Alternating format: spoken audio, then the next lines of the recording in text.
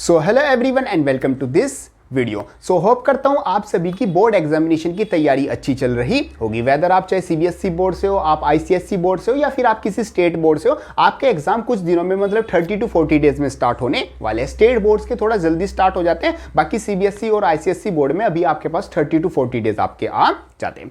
तो देखो यहाँ पर आपको मतलब एक तरह से ना मन में बच्चों की स्ट्रेस भी रहता है और थोड़ी परेशानी मतलब कि परेशान रहते हैं कि ये मैंने पढ़ा है, ये मेरे मतलब मैं टाइम भूल जा रहा हूँ, जो मैंने पूरे साल किया था क्या मैं उसको इस टाइम पे कैसे रिवाइज करूँ, या फिर मतलब बीच बीच में सपने ये आने लगते हैं कि मैं एग्जाम देने गया और मैं लेट हो गया, मेरा एग्जाम कैंसिल हो गया, या फिर ऐसा सपना आने लगता है कि जो मैंने सब कुछ पढ़ा वो मैं भूल गया, या फिर एग्जाम में कोई अलग से ही क्वेश्चन आ गया तो मैं वहां पर क्या करूंगा। तो इन सब इस टाइप की चीजें हैं जो आपके दिमाग में चल रही होंगी। तो आप कैसे मतलब कि इन सब चीजों को बिल्कुल फ्री मतलब टेंशन फ्री हो सकते हो, और कैसे आप अपनी इंटरनल एनर्जी को यूज करके अपना बेस्ट आउटपुट अपने बोर्ड एग्जामिनेशन में देके आ सकते हो। जो आपने अभी तक तैयारी की है, पूरे साल पढ़ा है, जो आपने बेस्ट अपना जो दिया है, उसको आप अपना बेस्ट अपना जो बोर्ड एग्जामिनेशन में वहां पर अपनी जो शीट है किस तरीके से लिख के आ सकते हो, ताकि आप जो पूरी 30 से 40 दिन है इनमें आप अपना टेंशन फ्री भी रहो, रिलैक्स भी रहो, और साथ साथ आप अपनी जो प्रिपरेशन है उसको भी पीक पर मतलब कि बेस्ट लेके चलो। ऐसी कुछ चीजें मैं आपको बताने वाला हूं। सबसे पहले मैं आपको वो चीजें बताऊंगा जो आपको बिल्कुल नहीं करनी, और वो सबसे ज्यादा इंपॉर्टेंट है, क्योंकि ये कुछ ऐसी चीजें होती हैं जो आप जाने अनजाने में ऐसी चीजें कर देते हो और फिर आपको मतलब कि अपनी प्रिपरेशन में डिक्लाइन देखने को मिलता है। तो बहुत ध्यान से इन चीजों को सुनना। फिर मैं आपको ऐसी चीजें बताऊंगा जो कि आपको करनी है, ताकि आप अपनी जो प्रिपरेशन है जितनी आपने की है उसको आप अपना मतलब कि डबल पर लेके जा सकते हो बिना कोई एक्स्ट्रा एफर्ट लगाए, और अपना जो पूरा जो रूटीन है, जो आपको मतलब कि एक तरह से सपने आ रहे हैं या फिर आपको जो टेंशन हो रही है, जो थोड़ा स्ट्रेस हो रहा है, घर वालों की तरफ से मिल रहा है, थोड़ा ट्यूशन की तरफ से या थोड़ा बाहर की तरफ से इन्वायरमेंट ऐसे बना हुआ है, न्यूज़ सुन के थोड़ा मिलता है, इसको भी थोड़ा क्या कर सकते हो, रिलैक्स कर सकते हो और अपने बोर्ड एग्जामिनेशन पे अच्छे से फोकस कर सकते हो। साथ साथ उसके बाद आपका सीयूटी यूजी का भी एग्जाम आएगा, उसके लिए अलग से मैं आपको चीज़ें बताऊंगा। तो शुरू करते हैं। देखो चीज़ों को और बहुत ध्यान से समझना। बिल्कुल मैं आपको मतलब कि बातें करूंगा आपसे, मतलब कोई ऐसे शिक्षक करके कोई ऐसे न्यूज़ नहीं आएगी या फिर मैं हेडलाइन बनाऊंगा कि आपको ये करना है, ये चेकलिस्ट है, ये ऐसे बिल्कुल रिलैक्सिंग से ऐसे करो जैसे कि फॉर एग्जांपल आप मेरे से बात कर रहे हो, मैं आपसे कुछ आपको समझा रहा हूं, जस्ट लाइक मतलब कि पार्क में हम बैठे हुए हैं, भैया की तरह मैं बैठा हूं और मैं आपको मतलब एक तरह से एक्सपीरियंस शेयर कर रहा हूं और आपको काम की चीजें बता रहा हूं। चलो शुरू करते हैं। देखो पहली चीज जो आपको अवॉइड करनी है वो करनी है जो यूट्यूब वीडियोज होती है जिनमें आपको बताया जाता है, जैसे कुछ यूट्यूबर्स होते हैं जो बोलते हैं कि मेरे नोट्स ले लो, या मेरा ये माइंड मैप है, ये सब कुछ ले लो, या फिर मेरा ये कुछ दिनों का रिविजन कोर्स है ये ले लो, या फिर आपको बताया जाता है कि 30 दिनों में कैसे आप टॉपर बन सकते हो, 30 दिनों में या फिर 20 दिनों में या 25 दिनों में आप ये सब चीजें पढ़ लो, ये सबसे इंपॉर्टेंट है, ये आप फाड़ दोगे, आग लगा दोगे, ये कर दोगे। इन सब वीडियोस से आपको सबसे पहले बचना है। देखो ये वीडियो आप जब देखोगे ना, आपको लगेगा आप अभी क्योंकि ऐसी स्टेट में आप 10th क्लास में हो या फिर 12th क्लास में हो, आप एक ऐसी स्टेट में हो, आप एक तरीके से इस लेवल पे बैठे हो, और जो आपको ये वीडियोस दिखा रहा है वो 10th कर चुका है, 12th कर चुका है, ग्रेजुएशन कर चुका है, इवन कुछ बच्चे पोस्ट ग्रेजुएशन भी, कुछ यूट्यूबर्स पोस्ट ग्रेजुएशन, और कुछ टीचर्स को तो कई कई सालों का एक्सपीरियंस हो चुका है। तो उनको पता है कि इस बच्चे की स्टेट ऑफ माइंड इस टाइम क्या है। अगर इस बच्चे को मैं कुछ दिखाऊंगा तो ये इसके पीछे पागल हो जाएगा देख के, बस इसको मतलब कि जो उसकी दूसरी साइड है वो नहीं दिखेगी। देखो मैं एक यूट्यूबर हूं, मेरे को पता है कैसे व्यूज लेके आने हैं, किस तरीके के थंबनेल्स चलेंगे, सब चीजें हमें आइडिया रहता है। बट यहां पर मैं एज आपको एक नॉर्मल बड़ा भाई की तरह बताने आ रहा हूं, ये वीडियो से कुछ भी आपका फायदा नहीं होता। अगर किसी और के नोट्स पढ़ के आप टॉप कर जाते या कर जाते तो क्लास में सिर्फ बच्चा एक ही जाता नोट्स बनाने, और उसी के सब पढ़ के सब 30 के 30 या 40 के 40 बच्चे टॉप करते। ऐसा आपने कभी नहीं देखा होगा। या फिर एक जो देखो एक बुक होती है एनसीईआरटी बुक एक पर्सन ने लिखी होती है, बट वो एक बुक लिखी हुई, अगर सारी उसी बुक को पढ़ ले तब भी मतलब सब ना तो पास होते और ना ही सब टॉप कर पाते। तो यहाँ पर आपको अपना इंडिविजुअल जो माइंड है वो यूज करना है। ये वीडियोस आपको बिल्कुल अवॉइड करनी है। इन वीडियोस से आपका कुछ भी फायदा नहीं होने वाला। सबसे पहले जो अवॉइड करने का काम है वो आपको ये करना है। इसके सिवा मतलब कि इसको नहीं करके आपको करना क्या है वो मैं आपको वीडियो के एंड में बताऊंगा। पहली चीज आपको जो अवॉइड करनी है वो समझ जाना, और ये वीडियोस कुछ 20 से 25 दिनों में, और ये मतलब कि आपको दिखना शुरू भी हो जाएंगी। लास्ट में आपको यही चीजें चलती हैं। देखो उन यूट्यूबर्स और उन चीजों का अगर आपने कोर्स लिया है तो वो बहुत अच्छी बात है। कोर्स में देखो जो भी आपका टीचर है, कोई भी होता है, वो वैल्यू ऐड करता है आपके लिए, आपको पढ़ाता है, आपको सिखाता है, आपको बेसिक अंडरस्टैंडिंग डेवलप करता है। बट इन जैसी वीडियोस में वो सिर्फ आपको एक एज अ मटेरियल यूज किया जाता है कि ये बस किसी तरीके से मेरी वीडियो देखे, क्योंकि उस वीडियो से सिर्फ आपका माइंड रिलैक्स होगा कि हाँ यार इसने बोल दिया है कि 30 दिन में सिलेबस कंप्लीट हो जाएगा, 90% 95% तो आ ही जाएंगे, तो उसका मतलब आ ही जाएंगे। ऐसा नहीं होता। जो बच्चा बेचारा पूरे साल से पढ़ रहा है उसके जाके 90% 95% मुश्किल से आते हैं। आप सोच रहे हो आपके एक महीने में आ जाएंगे, चाहे आप काफ़ी होशियार भी हो तब भी बहुत चीज़ें मतलब कि एक पैटर्न में वर्क करती है। तो पहली चीज़ है इन सारी टाइप ऑफ वीडियोस, और अगर आपको कोई बता रहा है उन लोगों को अवॉइड करना।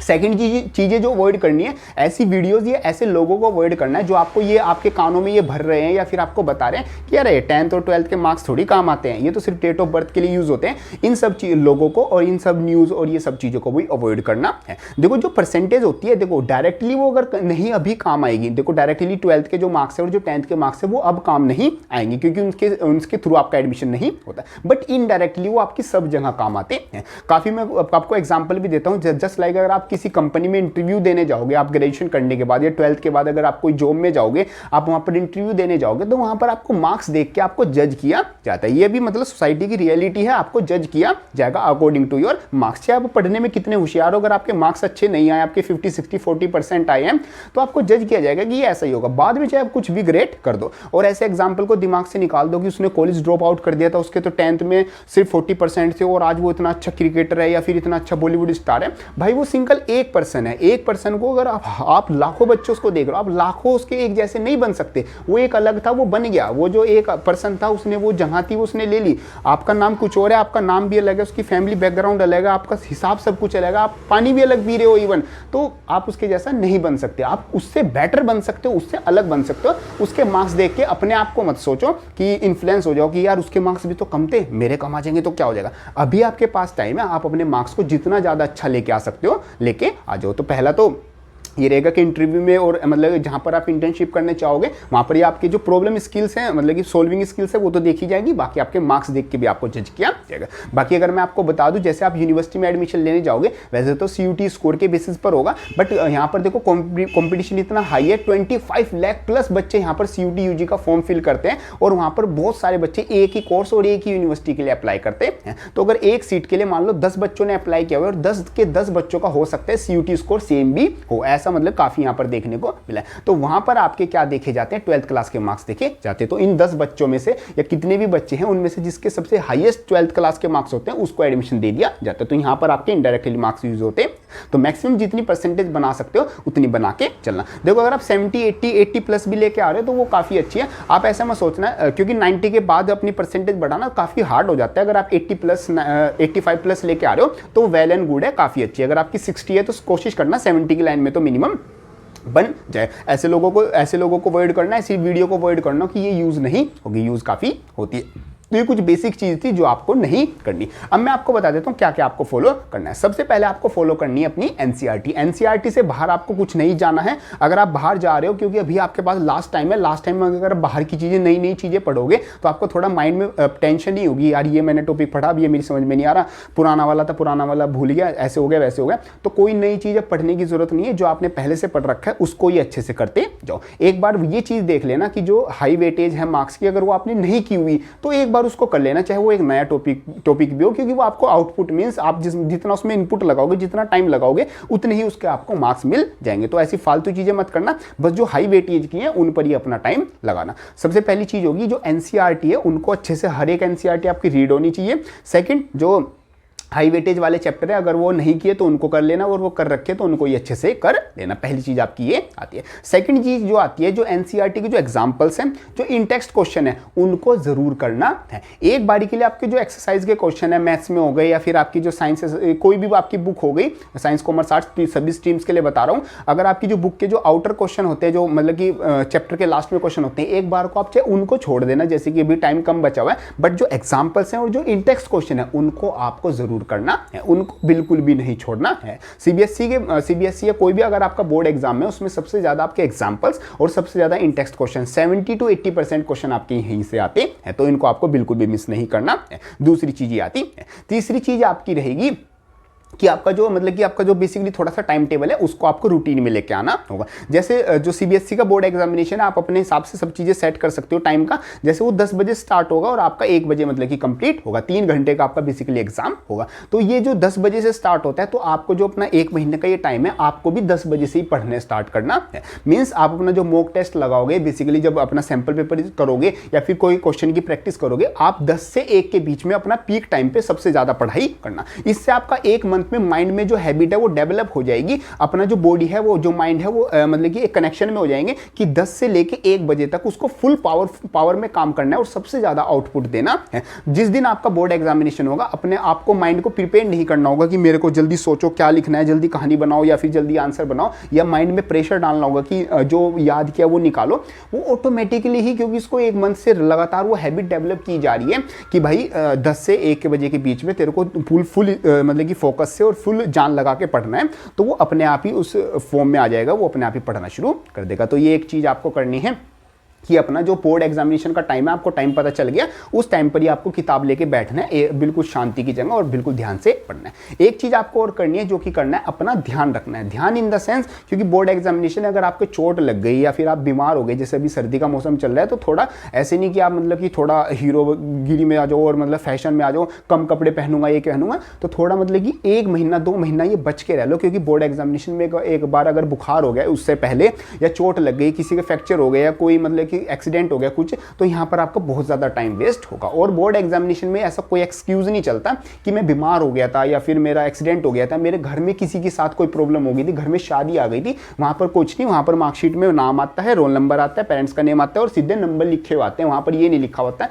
कि ये बच्चा ना बीमार हो गया था, ये बच्चा बेचारा बहुत मेहनत करता है, होशियार तो बहुत है बट बीमार हो गया था, इस वजह से कोई नहीं इसको 5-10 नंबर ऐसे दे दो। ऐसा कोई किसी पर दया नहीं करेगा, तो आप भी अपने कोई आप पर दया नहीं करेगा, तो आप खुद पर अपने ऊपर दया करो अपने ऊपर कि ठंड से बचो, चोट लगना, एक्सीडेंट होना, ये सब चीज़ों से बचो। क्योंकि काफ़ी बच्चों के साथ ये चीज़ें होती है, कोई लड़ाई वड़ाई हो रही है स्कूल में, इन चीज़ों से भी दूर रहो। लास्ट के 1 मंथ में आपका फेयरवेल आने वाला है, उसको अच्छे से एंजॉय करना, 1 दिन उसमें अच्छे से देना, बट उसके बाद और उसके पहले अच्छे से अपनी पढ़ाई शुरू करके रखना। ये कुछ बेसिक चीज़ें थी जो मतलब डायरेक्ट आपको बतानी थी, मतलब एक तरह से बातों के थ्रू। ये चीज़ें ऐसी भी नहीं आपको अलग से फॉलो करनी होगी, बस आपको कुछ चीज़ें अवॉइड करनी है, कुछ चीज़ें मतलब नॉर्मल अपनी हैबिट में, नॉर्मल रूटीन में लेके आनी है, और आपका जो आप देखोगे कि आप कुछ 10 से 15 दिन बाद ही अपने आप में कुछ चेंज देखना शुरू कर दोगे। बाकी अगर कोई डाउट आता है उसको कमेंट बॉक्स में लिख देना या फिर मेरे को इंस्टाग्राम पर मैसेज कर देना।